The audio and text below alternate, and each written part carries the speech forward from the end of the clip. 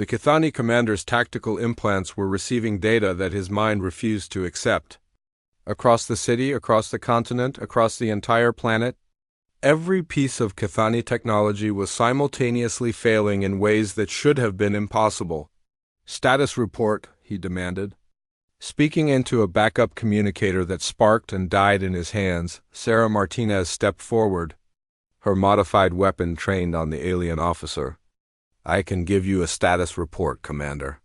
In the last 30 minutes, your fleet's primary computer networks have been infiltrated and rewritten. Your orbital defense platforms are now under human control. Your supply ships have been locked out of their own navigation systems."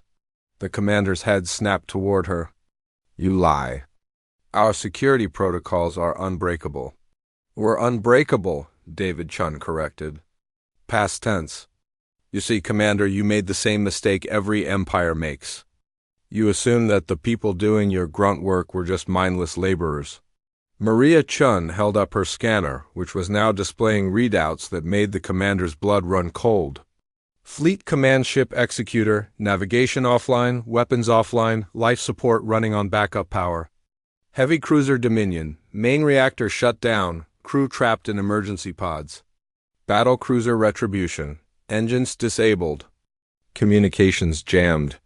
"This is impossible," the commander whispered. Marcus stepped forward again, his young face glowing with pride and fierce satisfaction.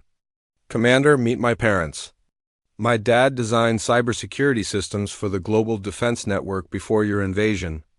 My mom was the lead engineer for the planetary power grid." The alien officer stared at the two humans who had been classified as simple laborers in his database. "You were in the camps. You were slaves." "We were students," Maria said simply, "learning everything we could about your technology, your tactics, your weaknesses. And we weren't alone." As if summoned by her words, new voices began to echo through the mall's corridors. Dozens of humans were emerging from hiding places throughout the ruined building. But these weren't just resistance fighters. They were engineers, scientists, programmers, teachers, doctors. The people who had made human civilization work before the invasion. "Let me introduce you to the real resistance," Marcus said. "Dr. Elizabeth Warren, former head of MIT's computer science department. She's been studying your quantum encryption for 3 months. Professor James Liu, Cambridge University's leading expert on energy systems. He's the one who figured out how to turn your own power grid against you. More names, more faces. Each one representing knowledge and expertise that the Kithani had dismissed as irrelevant. Each one a vital component in the largest coordinated operation in human history. The commander's mind reeled as he processed the implications. "Your entire species. You've been planning this since the surrender?" "Since before the surrender," David Chun replied. "The moment your ships appeared in our skies, every major university, research center, and government facility began implementing Protocol Zero." "Protocol Zero?" Maria smiled. "Total informational warfare. We couldn't match your military technology, so we decided to become your technology.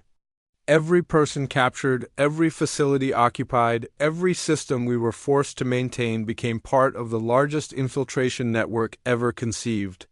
The sounds of combat from across the city were changing. The sharp cracks of energy weapons were being replaced by the deeper rumbles of large structures collapsing.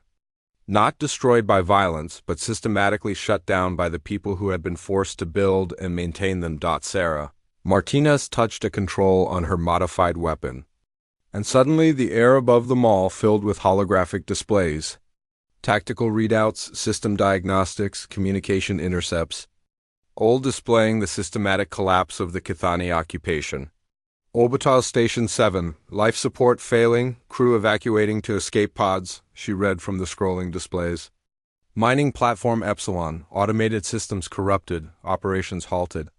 Planetary defense grid, weapons offline, targeting systems compromised." The commander watched his empire crumble in real time, each display showing another critical system falling to human sabotage. "You cannot hope to defeat our entire fleet with computer viruses and system failures." "You still don't understand," Marcus said, his voice carrying a wisdom that seemed impossible for someone his age. "This was never about defeating your fleet, Commander. This was about proving something to ourselves, and to you, and to every other species in your empire." "Proving what?" The boy gestured toward the holographic displays. Toward the sounds of systematic infrastructure collapse. Toward his parents and the dozens of experts who had spent months preparing for this moment. That humanity doesn't just fight with guns and bombs and warships. We fight with ideas, with knowledge, with the absolute refusal to accept that any problem is unsolvable. Marcus's voice grew stronger. "You conquered our armies, but you couldn't conquer our minds. You enslaved our bodies, but you couldn't break our spirits. And most importantly, you forced us to work together in ways we never had before." Maria Shun nodded, her eyes bright with tears of pride. For the first time in human history, every scientist, every engineer, every programmer on the planet has been working toward the same goal. Not competing, not fighting over resources or recognition, just collaborating to solve the biggest problem our species has ever faced. The holographic displays suddenly shifted, showing new data that made the commander's knees nearly buckle. Ship after ship in the orbital fleet was going dark. Not destroyed, but simply sleeping. Their crews safely evacuated, their systems locked down, their weapons permanently disabled. "You're not just disabling our technology," the commander realized. "You're capturing it." David Chun smiled. "Every ship, every orbital platform, every piece of equipment you brought to our world, all of it built with components that our people have been modifying for months. All of it now responds to human control codes that we've been carefully embedding in routine maintenance procedures. But why?" the commander demanded. "Why not simply destroy everything? Why not kill us all in revenge for the conquest?" Marcus looked up at the towering alien warrior, and his expression became something entirely different. Not angry or vengeful, but genuinely sad. "Because that would make us just like you," the boy said quietly. "And we're not interested in becoming conquerors." Sarah Martinez lowered her weapon, her stance relaxing but remaining alert. "Commander, your people are being evacuated from the planet as we speak. Your ships are being redirected to the edge of the solar system, where they'll remain under human monitoring. Your crews will be provided with supplies and safe passage back to Kithani space." The alien officer stared at her in complete bewilderment. "You're releasing us?" "We're sending you home with a message," Maria Shun explained. "For your emperor, for your high command, for every species in your empire. Earth is not available for conquest. Humanity will not kneel, will not surrender, and will not be enslaved." But more than that," David Chun added, "we're offering something else: partnership, trade, exchange of knowledge and culture. The things that civilized species do with each other instead of conquest and subjugation." The commander's world was literally falling apart around him. Everything he had been taught about warfare, about empire, about the natural order of species dominating each other, was being challenged by a group of humans who had turned defeat into victory through cooperation and ingenuity. "Your empire controls hundreds of worlds," he said weakly. "You cannot hope to stand against such power." Marcus's smile returned, but now the commander understood what it truly meant. It wasn't the expression of a frightened child or a desperate rebel. It was the smile of someone who belonged to a species that had just discovered exactly what it was capable of when properly motivated. "Commander, in 3 months you forced humanity to do something we've never done before in our entire history," the boy said. "You made us work together, really work together. Every human on Earth, regardless of nationality or religion or politics, united behind a single goal." He gestured toward the holographic displays showing the systematic liberation of Earth.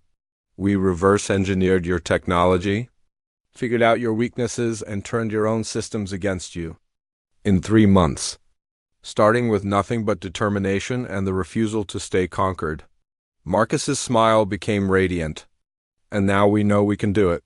The implications hit the commander like a physical blow.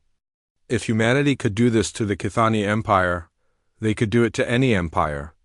Every species that relied on conquest and domination was suddenly vulnerable to a form of warfare they had never encountered before. "You're not just freeing your world," the commander realized. "You're freeing every world under our control." Eventually, Maria Chun confirmed, "We're going to share what we've learned with every enslaved species in your empire. The technical knowledge, the coordination methods, the psychological insights, everything we've discovered about how to turn oppression into opportunity." Sarah Martinez touched another control, and the holographic displays shifted to show star charts marked with the locations of Kithani-controlled worlds. "Hundreds of species, Commander.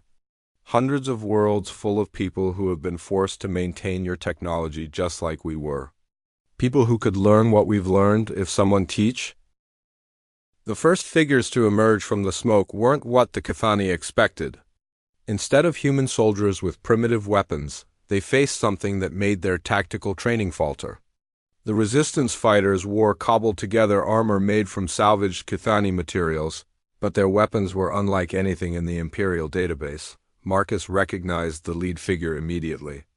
Sarah Martinez had been a mechanical engineer before the invasion, working on experimental energy systems for the military. Now she carried what looked like a Kithani plasma rifle that had been stripped down and rebuilt with human modifications. "Target the commander first," she called out in English, knowing the Kithani translation protocols would pick up her words. "Non-lethal if possible. We need him alive for intelligence." The Kithani commander snarled and swung his rifle toward the new arrivals, but Marcus was already moving. The boy dove behind a supply crate as energy beams lit up the mall's central court. The battle was joined, but this wasn't like the previous encounters between humans and Kithani forces. These resistance fighters moved with coordinated precision, using tactics that seemed to anticipate every alien response. When the Kithani took cover behind their defensive positions, the humans flanked them using routes through the mall's damaged walls. When the aliens tried to establish overlapping fields of fire, the humans used portable energy shields that looked suspiciously like modified Kithani technology. "How are they doing this?" one of the alien soldiers shouted in his native language as a human fighter appeared behind him, stunning him with some kind of modified neural disruptor. The commander watched his carefully trained soldiers being outmaneuvered by what should have been primitive rebels. "These are not random insurgents," he said into his unit, forgetting that their communications were still down. "These humans have studied our tactics, our technology, our weaknesses." From behind his crate, Marcus could hear the sounds of the battle shifting. The sharp whine of energy weapons was gradually being replaced by the distinctive hum of human-modified equipment. The resistance fighters were systematically disabling the Kithani, soldiers without killing them. A hand grabbed Marcus's shoulder. He spun around, expecting to see a Kithani soldier, but instead found himself looking up at a familiar face. "Hello, son." David Chen looked older than his 38 years. The labor camps had aged him, putting lines around his eyes and gray streaks in his black hair. But his smile was exactly as Marcus remembered, warm and proud and completely unafraid. "Dad?" Marcus couldn't keep the amazement out of his voice. "How did you escape the camps?" "Who said anything about escaping?" David Chen pulled his son behind better cover as another energy beam scorched the air where they'd been standing. "The camps were never prisons, Marcus. They were schools." Before Marcus could ask what that meant, another familiar voice called out from across the battle zone. "David! Is he there? Did you find him?" Maria Chun appeared through the smoke, carrying what looked like a modified Kithani scanner. She was thinner than Marcus remembered, but her eyes blazed with fierce determination. When she saw her son, her face lit up with relief. "Mom?" Marcus felt tears threatening to overwhelm him. "I thought you were both dead. The camps, the stories we heard." "The stories were true," Maria said, checking the scanner's readouts. "People died in the camps, but they also learned Marcus. They studied and planned and prepared." She gestured toward the ongoing battle. "Every piece of Kithani equipment we were forced to maintain, every system we were ordered to repair, every protocol we were made to follow. We memorized it all." The battle was winding down now. Marcus could see the last few Kithani soldiers being systematically cornered by resistance fighters, who seemed to know exactly where each alien would try to take cover. The humans in the labor camps weren't just doing busy work, David explained, keeping watch while his wife worked on her scanner. We were the largest infiltration operation in human history. Thousands of engineers, scientists, programmers, and technicians, all getting unprecedented access to alien technology. But the Kithani would have noticed, Marcus protested. They're not stupid, Maria smiled grimly. No, they're not. But they made the same mistake every occupying force makes. They assumed that a conquered people would just accept their fate and follow orders. They never considered that we might be following orders for our own reasons. A new voice cut through the smoke. Humans, your resistance ends here. The Kithani commander had found a position with a clear view of the central court. His plasma rifle was trained on a group of resistance fighters who were helping wounded humans to safety. The weapon's charge was at maximum power, enough to kill half a dozen people with a single shot. I may not be able to contact my fleet, the commander shouted, but I can still end this rebellion here and now. Surrender immediately or watch your people burn. The resistance fighters froze. Even with their superior tactics and modified weapons, none of them could reach the commander before he could fire. The standoff stretched across several heartbeats. Then Marcus stood up. Son, no. David reached for his boy, but Marcus was already moving. The 12-year-old walked calmly into the open space between the resistance fighters and the Kithani commander. The alien's rifle tracked him, the weapon's targeting system locking onto the boy's small form. Brave, but pointless, the commander said. I will simply shoot through you to reach them. Marcus stopped walking when he was about 15 feet from the alien warrior.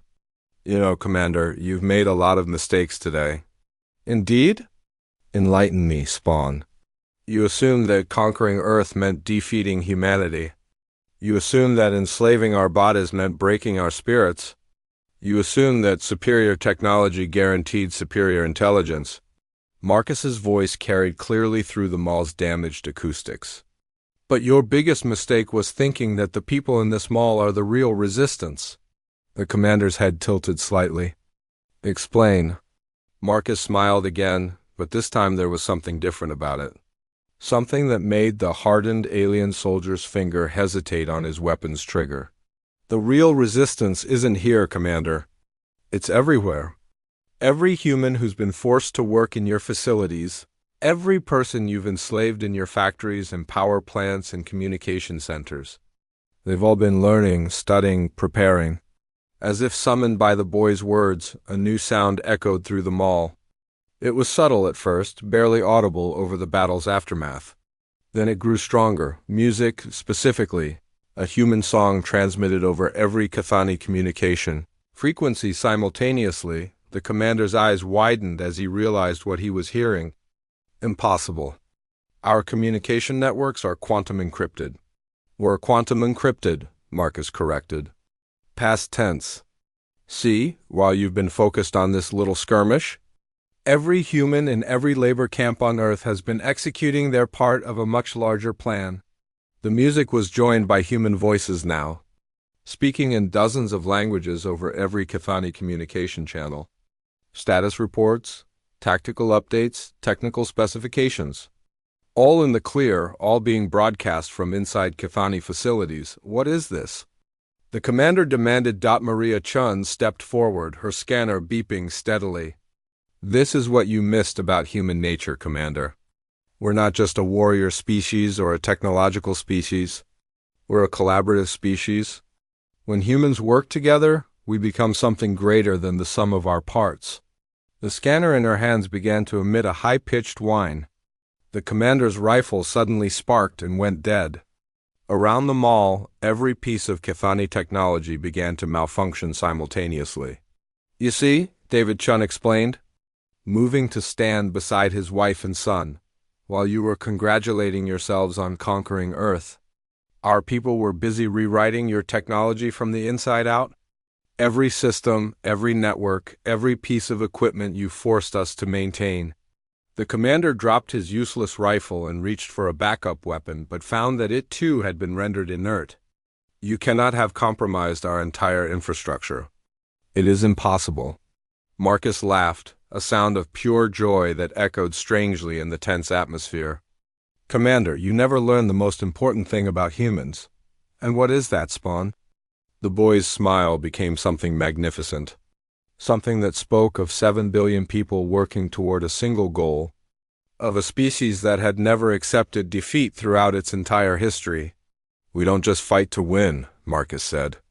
We fight to make sure that what we're fighting for survives. And what we're fighting for isn't just freedom from your empire. We're fighting for the right to remain human. The lights in the mall flickered and died. Emergency power kicked in. But even those systems began to fail as the cascading technical failures spread through the Kithani infrastructure. This is just the beginning, Maria said softly. Every ship in your fleet, every base on the planet, every piece of equipment you've deployed, all of it has been compromised by the very people you forced to maintain it. Through the mall's broken skylights, the sound of explosions began to echo across the city. Not the sharp cracks of weapons fire, but the deeper rumbles of installations going dark and defensive systems failing.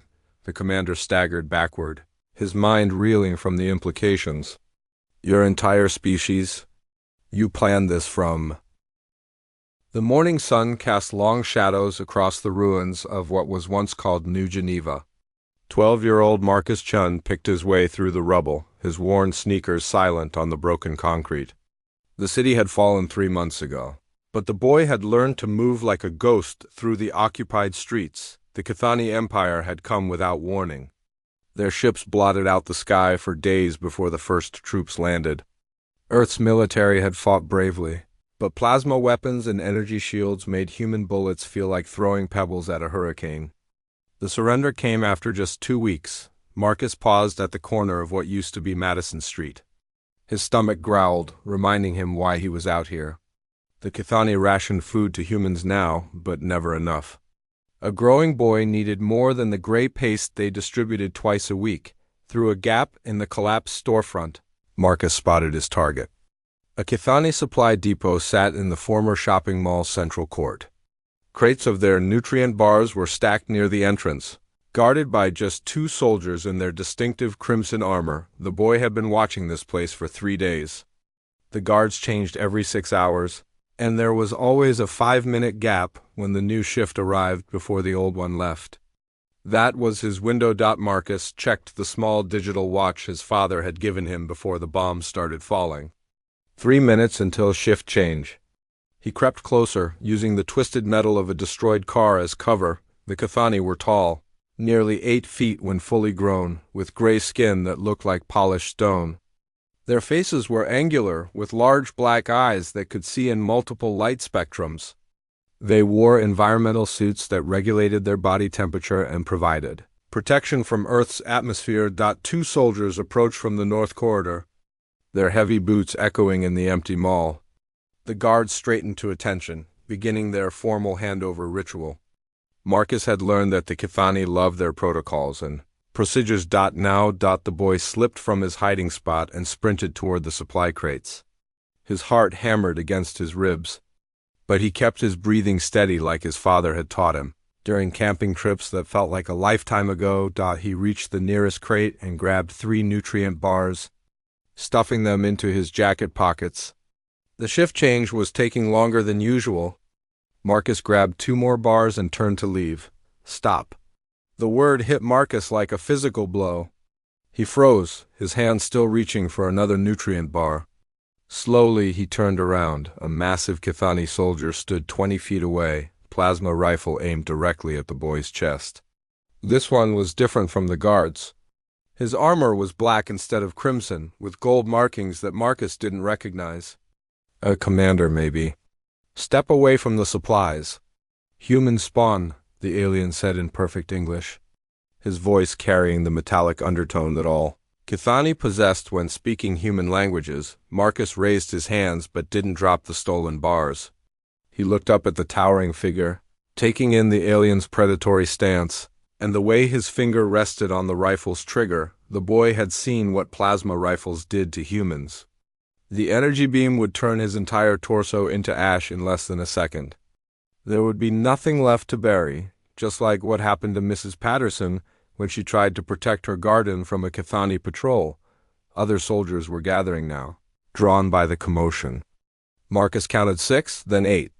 All armed, all watching him with those black, emotionless eyes. The commander stepped forward, his rifle never wavering. You humans never learn. Your species is weak, impulsive, and incapable of following simple rules. This is why you needed to be conquered. Marcus felt something burning in his chest, something hot and fierce that had been growing stronger every day since the occupation began. It wasn't fear anymore. It was something else entirely. You think stealing food makes you brave, little human? The commander's voice dripped with contempt. You think your petty rebellion matters? Your entire planet surrendered in 2 weeks. Your leaders knelt before our emperor and begged for mercy. The boy's hands slowly lowered to his sides.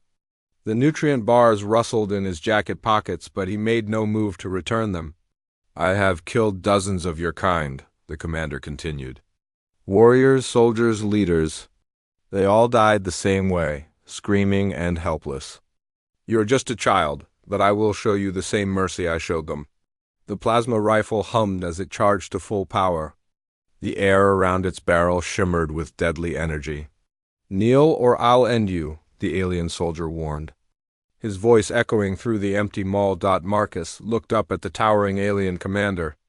At the weapon pointed at his heart, at the circle of soldiers waiting to watch him die. He thought about his parents, somewhere in the labor camps outside the city. He thought about his little sister Emma, who had gotten sick last week and died because humans weren't allowed access to Cathani medical facilities. And then, despite everything, despite the certain death facing him, Marcus Chen smiled.